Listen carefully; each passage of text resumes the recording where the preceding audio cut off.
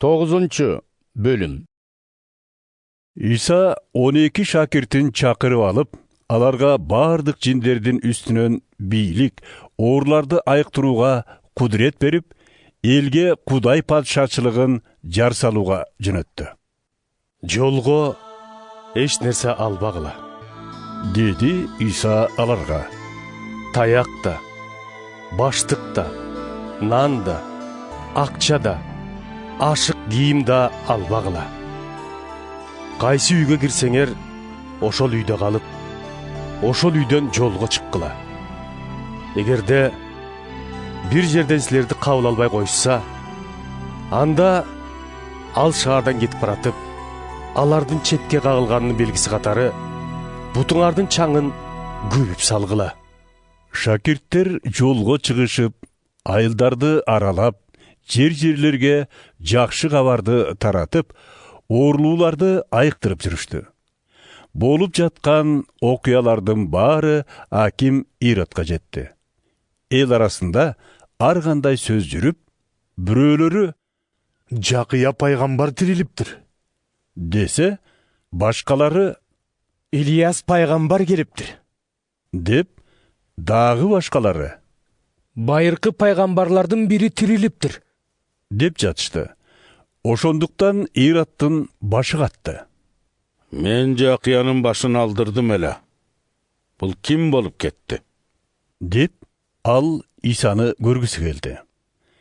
Элчилер кайтып келип, кылган иштерин Исага айтып беришти. Иса аларды ээрчитип алып, Бейтсайда деген шаарды көздөй жөнөдү. Муну билип калган эл аркасынан барды. Иса аларды тосуп алып, Кудай падшачылыгы тууралуу айтып, айыгууга зар болгондорду айыктырып жатты. Күн кечтеп баратканда 12 шакирти ага келип, Эмелди кое бер. Тегеректеги айылгыштактарга барып түнөп, жегенге бир нерсе таап алсын. Анткени биз чөлдө турабыз дешти. Жегенге бир нерсени силер бергиле. Деди Иса аларга. Колубузда 5 нан менен 2 балыктан башка эч нерсебиз жок. Мына бул элдин баарына тамак сатып алганы баралыбы? Дешти 12 шакирти. Анткени ошол жерде 5000ге жакын адам турган. Иса аларга Элди 50-50дөн бөлүп олтургузгула деди.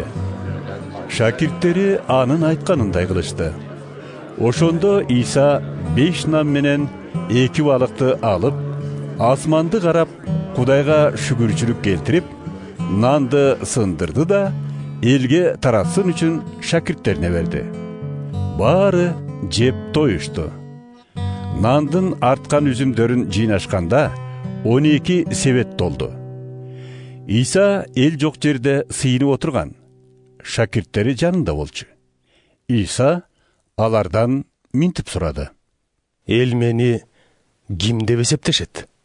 Шакирттери Кээ бир адамдар Жакыя чөмүлдүрүүчү деп, кээ бири Ильяс пайгамбар деп, а кээси байыркы пайгамбарлардын бири тирилиптир деп жатышат дешти. Иса алардан Ал эми силер мени ким деп эсептейсиңер? деп сурады. Ошондо Петир Сен Кудайдын машаягысың деп жооп берди. Менин ким экенимди эч кимге айтпагыла. Деди катуу эскертип Иса. Адам уулу көп азап чегип, эл башчылары, жогорку дин кызматчылар жана дин мугалимдери тарабынан четке кагылып, анан өлтүрүлүп, 3-чү күнү кайра тирилүүгө тийиш. Иса элге кайрылып мындай деди. Кимде ким мени ээрчигиси келсе, өз кызыкчылыктарынан баш тартсын. Күн сайын өз айкаш жыгачын көтөрүп, жанынан кечүүгө даяр болуп, артыман түшсүн. Анткени ким өз жанын сактап калам десе, аны жоготот. Ал эми ким мен үчүн жанынан кечсе, ал ага кайрадан ээ болот.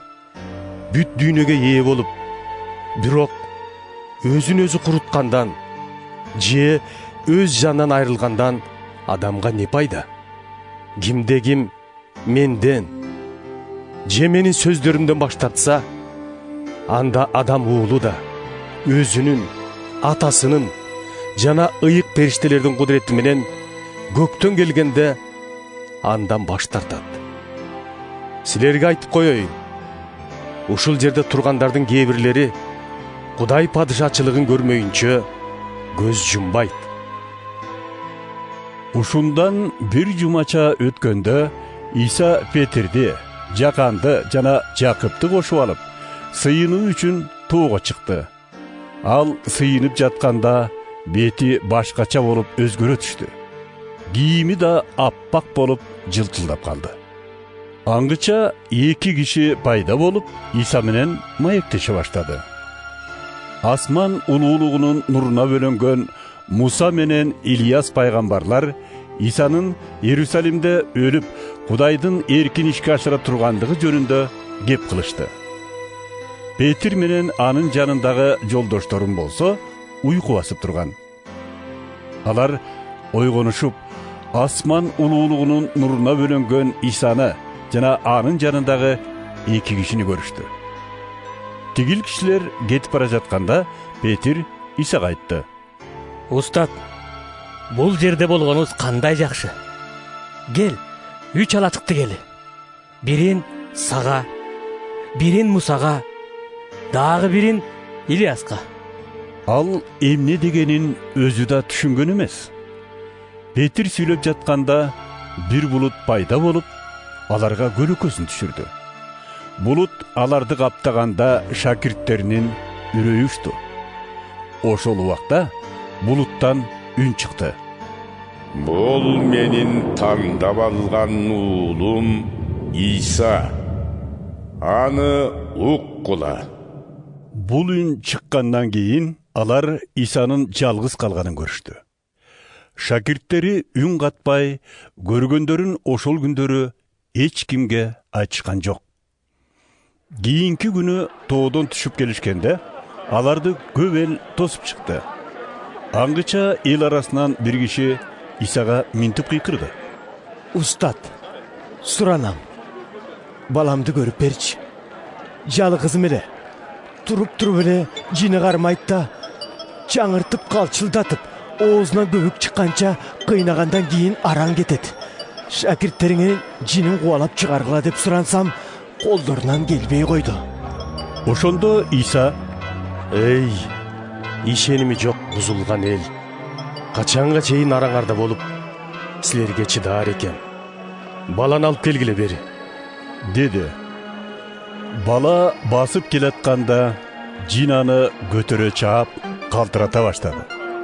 Иса кара күчтү тыйып, баланы айыктырды да атасына тапшырды. Карап турган элдин баары Кудайдын улуулугуна таңданышты. Анын кылганына элдин баары таң калып карап турганда, Иса шакирттерине айтты: бул сөздөрдү эсиңерге түйүп алгыла.